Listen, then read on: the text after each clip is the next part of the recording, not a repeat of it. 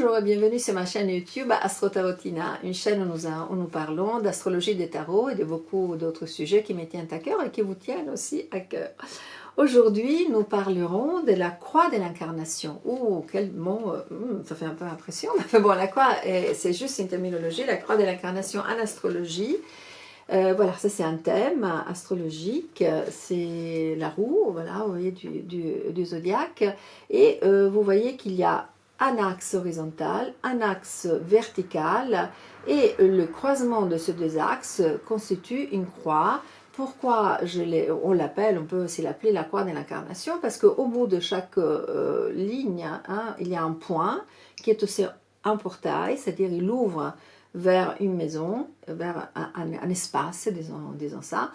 Et donc, ces points-là, qui sont les résultats d'opérations mathématiques, bien sûr, nous donnent vraiment des piliers de notre existence et décrivent comment nous entrons, quand nous naissons, voilà, nous entrons dans la matière, comment nous interagissons, oui, en français, oui, avec le monde, et comment ensuite on chemine vers notre accomplissement.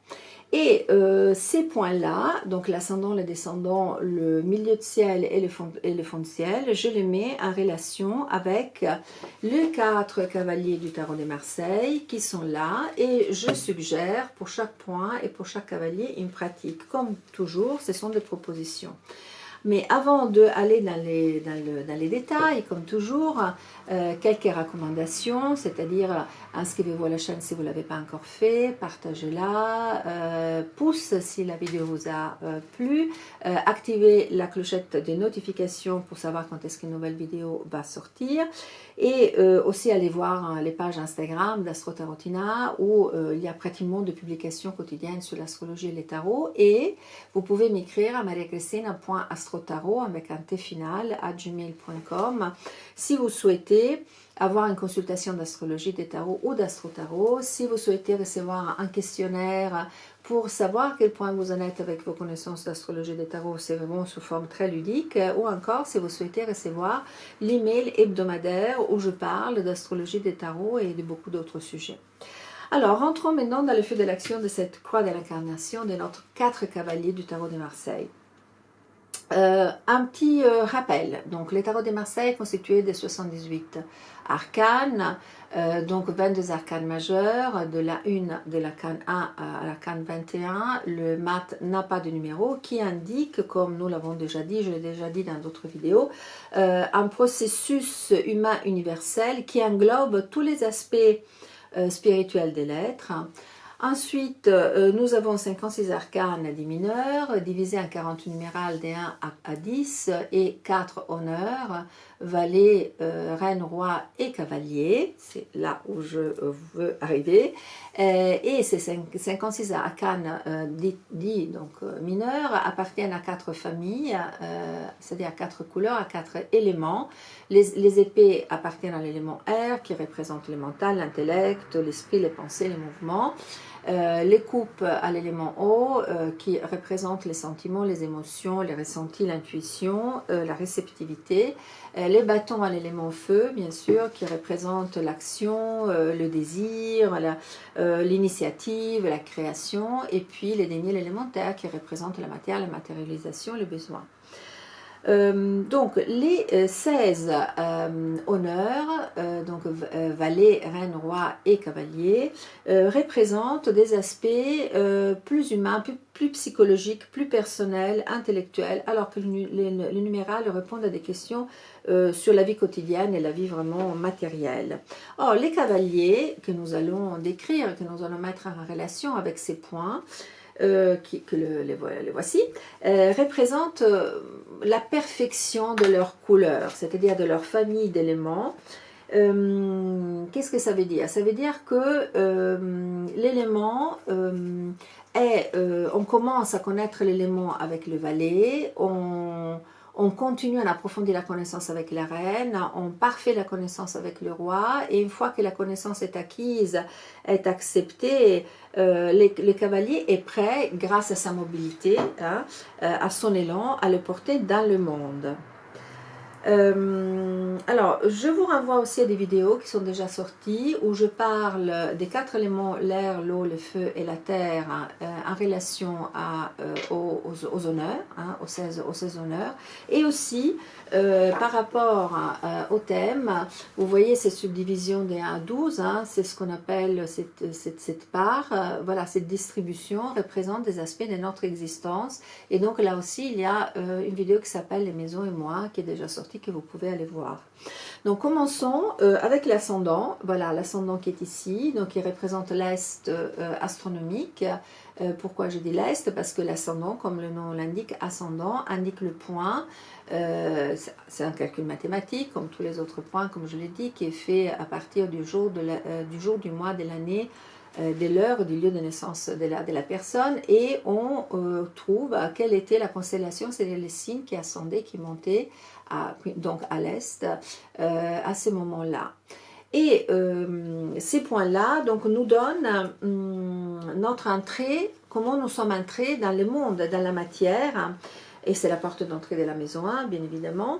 Et on dit aussi le masque, hein, mais pas les masques dans le sens de la tromperie, le masque au sens latin du terme personne, qui veut dire la personnalité. Autrement dit, comment les autres me perçoivent. Qu'est-ce que les autres perçoivent de moi, même avant que je ne parle. D'accord? C'est ce que nous montrons comme ça d'emblée sans le vouloir, c'est-à-dire qu'il illustre cet ascendant, notre manière par exemple de parler, d'entrer dans une pièce, de marcher, de regarder, de saluer, de réagir face à l'imprévu, quel est notre élan premier par exemple.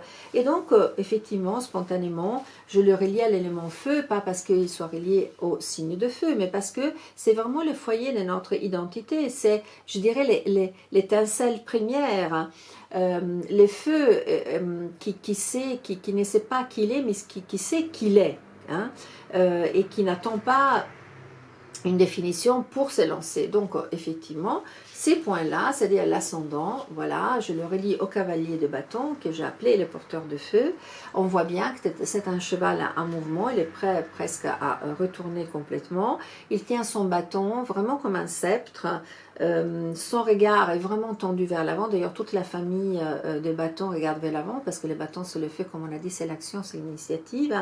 Et donc, il ne doute pas, il agit, c'est la jeunesse, mais c'est la jeunesse du feu, c'est le feu brut, c'est le feu du début, puissant, pur. Il incarne donc la vitalité, les mouvements, l'élan. Il sait que quelque chose le pousse à bouger, il ne sait pas exactement quoi, parce que il ouvre la voie. Voilà, c'est le mouvement initial, je dirais, c'est le feu de départ, c'est l'étincelle de la vocation. Et donc, il ne s'agit pas de le contrôler, de le maîtriser, mais il s'agit de le connaître, de le remercier pour l'impulsion initiale qu'il donne, de l'ajuster au fur et à mesure qu'on poursuit dans notre chemin. Et symboliquement parlant, donc, on peut le relier à l'impulsion, au courage, à l'affirmation. Donc, comme proposition de pratique, voilà, je vous propose d'observer bien cette carte, la carte du cavalier de bâton, et de vous poser la question, quel aspect de cette carte résonne avec ma manière d'entrer en relation avec, par exemple, la journée qui commence, ou la semaine qui commence, ou le mois qui commence.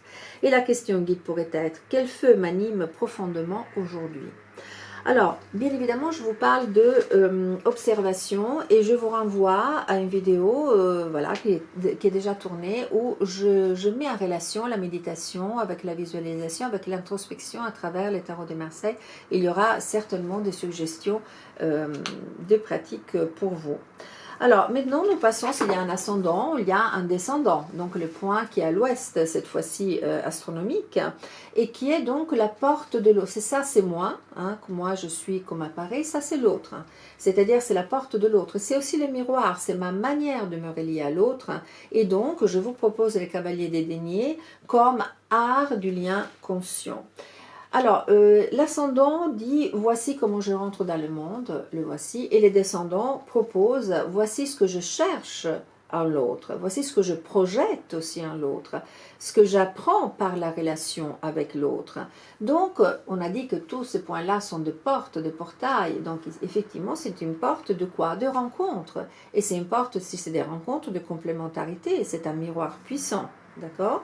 Et donc c'est la porte d'entrée voilà, pour la maison 7, qui est la maison du partenaire, du conjoint, de l'amour, de l'amitié, des associations, mais aussi des contrats, des pactes, des engagements, de la confrontation constructive. C'est vraiment la maison 7, c'est un laboratoire d'alchimie humaine où nous prenons conscience de nos attentes, de nos blessures, de nos reflets, de nos potentiels, je dirais, relationnels.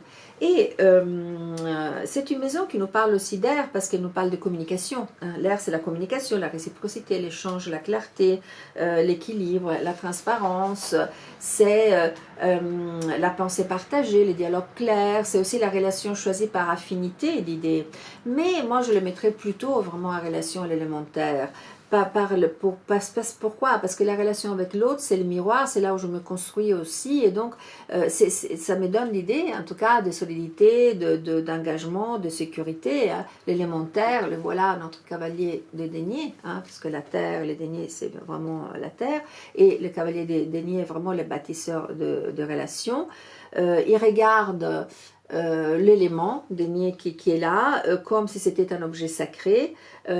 On voit bien que c'est un cheval par rapport à celui-là qui est plus costaud et qui avance lentement, rien ne presse, il regarde devant lui, il est calme, il incarne effectivement la présence, la constance, la vigilance de l'engagement.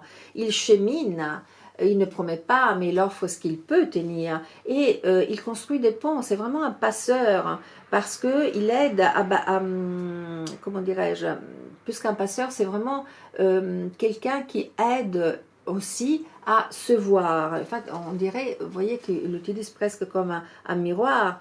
Donc, il sait qu'il bâtit un pont avec l'autre. Voilà, il sait que chaque rencontre est un message, que chaque lien est un miroir, que chaque partenaire est un enseignant. Et d'ailleurs, il nous montre quoi, ce cavalier de bâton? Mais que la relation est un chemin, que le lien est une responsabilité partagée, que l'autre est un monde à accueillir, que aimer signifie s'offrir à soi-même, hein, comme une présence fertile. Et il sait très bien que l'amour ne suffit pas, parce qu'il faut l'incarner, il faut l'habiter, il faut l'entretenir. Et il nous enseigne surtout que l'autre ne vient pas pour nous compléter, hein, mais pour nous confronter à nous-mêmes, pour nous permettre de mieux nous connaître. Et donc, symboliquement parlant, ces cavaliers de bâton nous parlent d'engagement, des liens concrets, de valeurs relationnelles. Et donc, la proposition, effectivement, de pratique est la suivante. Observez vraiment les cavaliers des deniers dans les calmes attentivement. Posez-vous la question, quel aspect de cette carte résonne avec ma manière d'entrer en relation avec l'autre? Et la question guide pourrait être, qu'est-ce que je cherche inconsciemment chez l'autre? Est-ce que je suis fiable, stable, capable de recevoir l'autre comme il est? Et passons maintenant au milieu de ciel. Voilà, tout à fait là-haut. Et le milieu de ciel représente ma mission, ma vocation, mon sommet. Et je le relie au cavalier d'épée qui est en marche. D'accord? Donc, le milieu du ciel, qui est la porte d'entrée de la maison 10, d'accord, est le point le plus élevé, on le voit bien, c'est au zénith, tout à fait là-haut, d'accord, en opposition mais pas en conflit, hein, encore une fois, en complémentarité, au nadir, au point le plus bas de notre ciel, voilà, qui est l'imunche, le fond de ciel. Le fond de ciel me dit là où je viens et le milieu de ciel me dit là où je vais, comment j'y vais, comment j'agis, c'est vers quoi je tends, ce que je suis appelée à réaliser. C'est, on peut dire, l'appel vertical, d'accord? Donc, il est à la fois notre vocation, c'est un lieu de notre vocation intérieure, mais qui se révèle au fur et à mesure que la vie avance. C'est la manière dont nous occupons un espace social, c'est aussi les sommets de notre cheminement terrestre. Et moi, je fais une petite parenthèse, parce que pour moi, c'est très important de faire une différence, hein, une distinction entre la mission et la profession. Le milieu de ciel n'est pas là pour dire tu seras avocat, tu seras artiste, tu seras enseignant. Le milieu de ciel nous dit voilà les types d'énergie que tu es appelé à incarner dans cette vie, dans le monde, voilà la qualité d'être que tu es appelé à rayonner, quel que soit le rôle que tu endosses. Donc c'est beaucoup plus hein, qu'un travail, c'est une mission. Et parfois, c'est pour ça que parfois ça prend des années à se montrer, à se révéler, parce qu'elle se mûrit au fur et à mesure des expériences, des choix, des renoncements, et surtout elle n'est pas donnée, hein, mais elle est apprise, elle se gagne, elle se cherche, comme on dit. Donc le milieu de ciel peut nous parler aussi de l'élément feu, dans l'enthousiasme, la passion, la chaleur, mais moi je le relierai vraiment à l'élément air, hein. c'est-à-dire à la pensée claire, à la vision mentale, à la parole juste, très important, mais surtout à l'inspiration, à l'élévation. Hein. On a dit que c'est les points au zénith, le milieu de ciel, c'est les points les plus hauts, c'est notre vocation. Donc c'est vraiment un élan même intellectuel et spirituel. Donc le cavalier d'épée ici, c'est vraiment le messager du ciel. On le voit bien qu'il brandit son épée avec assurance. Il a un cheval, on le voit bien, il est rapide, il s'écabre, il est tendu, et il bouge comme s'il était vraiment poussé par une impulsion, par une mission pressante intérieure. Mais on voit bien, même s'il porte une armure, hein, on le voit bien à son regard, qu'il ne cherche pas la guerre, il porte la vérité plutôt. Et son arme n'est pas une lame de destruction. Hein. La lame, c'est l'air, hein, c'est la pensée, mais c'est l'idée claire, c'est la parole tranchante, c'est une énergie affûtée. Et c'est une pensée affûtée. Donc, il avance, on voit bien qu'il avance à la lumière de sa pensée, même si ce n'est pas toujours très confortable. Il n'est pas là pour trancher durement, mais sûr, oui, pour trancher, pour décider, quelque part, pour clarifier, voilà, plutôt. Et il poursuit un but mental, spirituel, évolutif, qui est au-delà du plaisir immédiat. Et d'ailleurs, les cavaliers d'épée ne travaille pas pour gagner un salaire, mais il agit parce qu'il sait ce qu'il est venu faire, et s'il ne le sait pas, il est prêt à aller découvrir l'épée dans la main. Et d'ailleurs, on voit bien que cette maison 10 n'est pas très confortable, parce qu'elle pose la question de notre rôle dans le monde, de la reconnaissance aussi. Et on voit bien que les cavaliers d'épée n'est pas toujours aimé, d'ailleurs, hein, parce qu'il dérange, c'est le seul qui porte ce qu'on pourrait penser être une armure, et il nourrit vraiment une tension entre vérité et adaptation, et il se fraye une voie, il trace sa voie entre quoi? Entre l'idéal et la réalité. Il est là pour il coupe pour libérer, il avance pour éveiller. Donc symboliquement parlant, je le relierai à l'idéal, à la quête et au défi intellectuel. Et comme pratique, je vous propose d'observer très attentivement la carte du cavalier d'épée, de vous poser la question: quels aspects de cette carte résonnent avec ma manière d'entrer en relation avec ma vocation, avec ma mission? Et la question guide: quelle est l'énergie que je suis invitée à incarner dans le monde? Quelles qualités puis-je cultiver pour m'y relier davantage?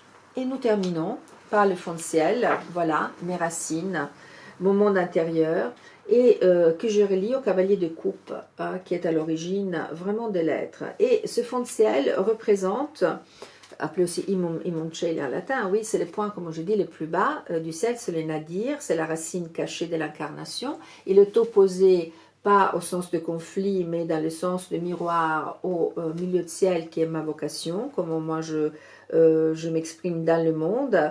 Et donc, il représente quoi? Notre matrice de départ. C'est vraiment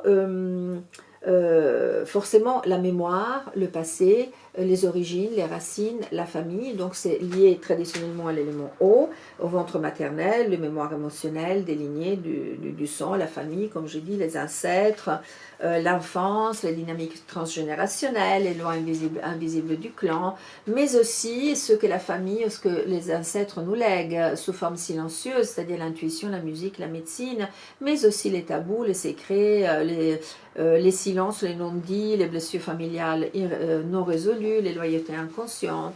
Et ces fonds de ciel, au fait, c'est un refuge.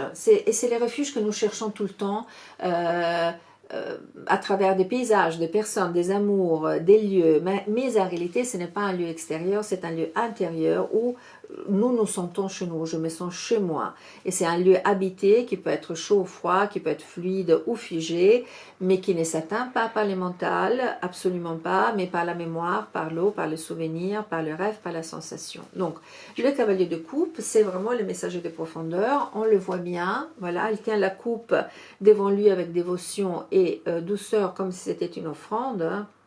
Et on voit bien que le cheval avance, mais il avance d'une façon calme, tranquille, un peu comme s'il marchait, il traversait un rêve ou un souvenir. On peut dire qu'il est vraiment le voyageur du cœur, c'est le porteur de l'émotion consciente, il ramène à la surface les mémoires du passé, et pas pour s'y complaire dedans, mais pour puiser du sens, pour trouver du sens. Et au fait, c'est un passeur qui va vers la réconciliation intérieure, C'est vraiment très important. Il nous offre ce qu'il a reçu. Alors, est-ce qu'il a reçu de la tendresse? Est-ce qu'il a reçu de la vulnérabilité? Est-ce qu'il a reçu de la mémoire? Est-ce qu'il a reçu de la violence? Voilà, c'est ça. Il reconnaît ses blessures, il s'en inspire.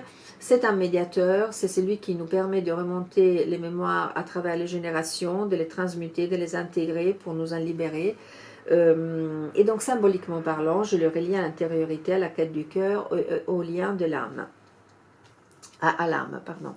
Mais avant de vous parler de la pratique et de conclure donc la vidéo, juste vous dire que ces cavaliers de coupe, en réalité, on les retrouve à travers beaucoup de traditions différentes, comme les messagers du cœur, du rêve et des larmes. D'ailleurs, c'est la dernière carte du tarot de Marseille, et donc nous sommes tous quelque part des cavaliers de coupe à la recherche probablement d'un message de réconciliation à travers les générations, mais même à nous-mêmes.